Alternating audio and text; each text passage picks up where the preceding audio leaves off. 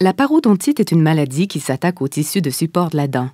Cette maladie résulte de l'accumulation de tartre et de bactéries dans la crevasse gingivale.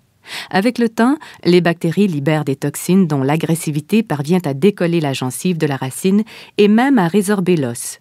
À la longue, les tissus environnants deviennent si endommagés que la solidité de la dent est compromise, pouvant même conduire jusqu'à sa chute. Plusieurs facteurs prédisposent à cette infection. Le tabagisme, de mauvaises habitudes alimentaires, un problème relié au système immunitaire et une mauvaise hygiène dentaire sont de bons exemples. Nous savons que 24 heures suffisent aux bactéries contenues dans la salive pour former cette pellicule très structurée que constitue la plaque dentaire. La plaque dentaire joue un rôle déterminant dans la parodontite. Sans elle, la maladie n'existerait pas. Le calcium et le phosphore présents dans la salive viennent s'y adhérer. Voilà comment se forme une couche de tartre.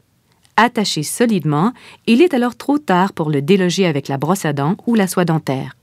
Seuls les instruments de l'hygiéniste dentaire peuvent détartrer les dents. Si aucun détartrage n'est fait, les toxines libérées par les bactéries agiront de façon destructive. On parle maintenant de parodontite. Les dommages causés par cette maladie pourraient s'étendre à bien d'autres parties du corps.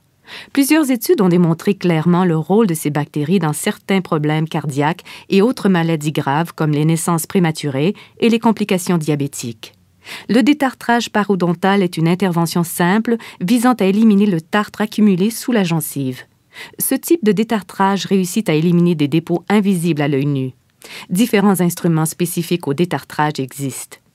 Il peut s'agir d'instruments manuels ou bien d'instruments fonctionnant à l'aide d'ultrasons.